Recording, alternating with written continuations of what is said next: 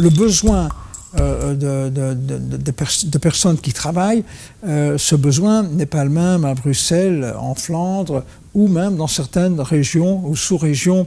Voilà. Donc je pense qu'il faut un peu calibrer, mais il arrive à un âge, par exemple, après 60 ans, je ne vois pas pourquoi il faut continuer à chercher, surtout que le chômage est massif. On peut aussi se dire, si vraiment il y a un noyau de chômage structurel et qui n'est pas résorbable dans les 3 à 5 années qui viennent, ben on peut aller à un âge encore bien plus jeune que 60 ans.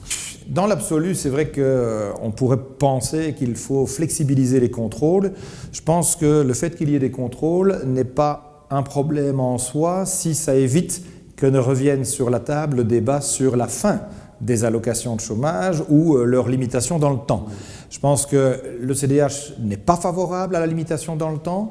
On doit dès lors pouvoir accompagner ça d'un processus de responsabilisation.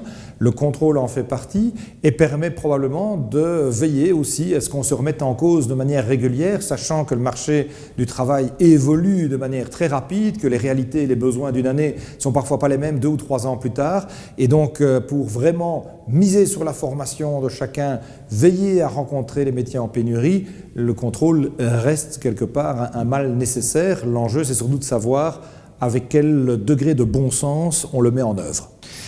Bien sûr que le contrôle a un sens, il doit se faire à tous les niveaux, que ce soit au niveau fiscal, que ce soit au niveau social, parce qu'on est dans un système où l'équilibre repose justement sur le respect de ces règles. Il n'est quand même pas normal, et je viens d'une région qui malheureusement est touchée par ce genre de phénomène, mais d'avoir par exemple 2 personnes qui vivent dans le même logement social mais qui ne se déclarent pas, donc qui en ont chacun alors qu'on a besoin de logement. Il n'est pas normal d'additionner des revenus avec un travail au noir, un travail non déclaré, alors que d'autres pourraient faire ce travail avec une couverture sociale. Et donc, il faut bien se rendre compte que c'est important de faire respecter les règles parce que tous ceux qui ne respectent pas les règles, que ce soit des fraudeurs fiscaux ou des fraudeurs sociaux, eh bien, ils entraînent une paupérisation de notre système. Mais non, parce qu'en fait, on est en train de contrôler de plus en plus les gens pour chercher du boulot qu'il n'y a pas. Donc c'est vraiment rendre les gens fous, ça n'aide vraiment à rien du tout, mais soyons très clairs, dans notre société capitaliste, le but c'est de faire pression sur les salaires de ceux qui ont un boulot. C'est le seul but de ce type d'action politique.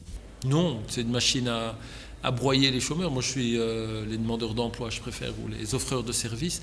Moi, j'ai été frappé à de nombreuses reprises en rencontrant des personnes qui étaient dans cette situation, de la façon dont ils décrivaient l'humiliation qu'ils pouvaient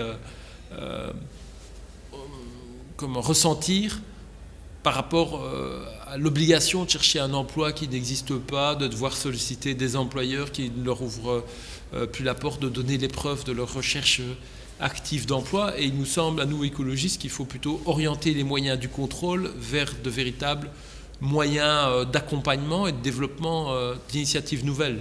Ça a été une mesure purement idéologique, purement doctrinaire, qui visait à faire croire à un certain électorat qu'on allait tout d'un coup mettre au pas tous les chômeurs prétendument fraudeurs.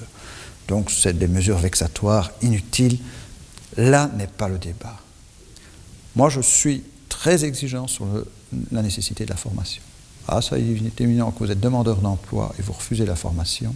Vous refusez, même après formation, d'accepter certains types d'emplois qui correspondent à votre niveau de qualification.